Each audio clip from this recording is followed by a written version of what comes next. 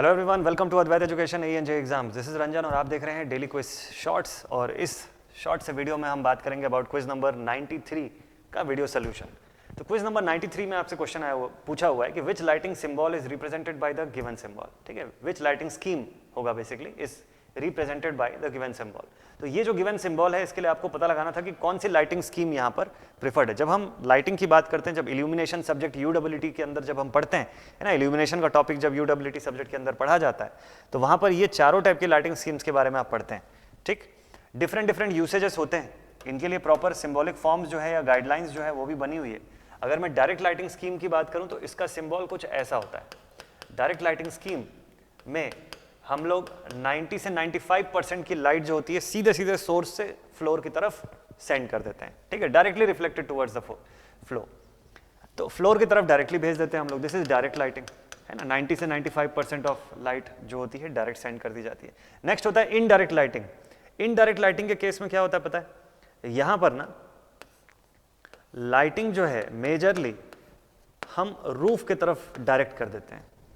This is indirect, exactly उतना ही ratio लेकिन roof की तरफ। जैसे 90 से 95% हम ग्राउंड की तरफ भेज रहे थे ना पहले डायरेक्ट में, इनडायरेक्ट में क्या करते हैं कि वो छत की तरफ भेजते हैं और वहां से रिफ्लेक्टेड फॉर्म में ये स्कैटर होता है। इससे फायदा ये होता है कि ग्लेयर का पूरी तरह से रिडक्शन हो जाता है, शैडो फॉर्मेशन कम हो जाता है। जबकि डायरेक्ट लाइटिंग स्कीम, हालांकि सबसे हायर इंटेंसिटी की लाइट इसी में मिलती है हमको, इसी स्कीम में, बट इसमें ग्लेयर का प्रोडक्शन बहुत ज़्यादा होता है। डायरेक्ट इनडायरेक्ट दोनों टाइप के ग्लेयर्स क्रिएट हो जाते हैं।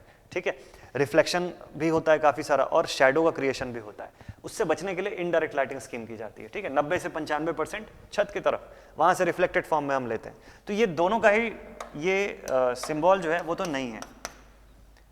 लास्ट में लिखा हुआ है semi direct lighting. Semi direct lighting, इसका सिंबल कैसा बनता है देखिए।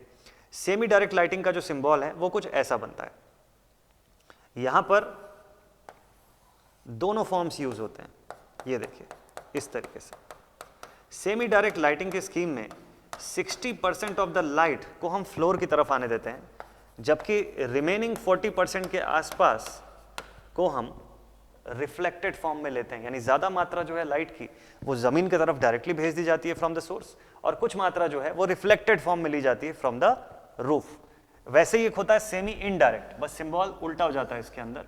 सेमी इनडायरेक्ट लाइटिंग स्कीम में आप ऐसा सिंबल देखते हैं, बस परसेंटेज थोड़ा सा चेंज हो जाता है। यहाँ पर अब 40% हम फ्लोर की तरफ भेजते हैं, जबकि रिमेनिंग 60% लाइट छत से या वॉल से रिफ्लेक्टेड फॉर्म में ली जाती है। अलग अलग यूसेजेस के हिसाब से, अलग अलग पर्पजेस के हिसाब से इस टाइप की लाइटिंग स्कीम्स को प्रेफर करते हैं। और आखिरी होता है हमारे पास, that is diffuse lighting scheme, है ना। This is the diffuse lighting scheme, diffuser के फॉर्म में, जिससे कि ग्लेयर प्रोडक्शन को कम किया जा सके, आंखों में डायरेक्टली ग्लेयर ना पड़े। डायरेक्ट ग्लेयर तो लगभग कम कर दिया जाता है डिफ्यूज लाइटिंग स्कीम में। तो ये जो सिंबल यहाँ पर बना हुआ है आपके पास, this is actually the symbol of diffuse lighting scheme, है ना।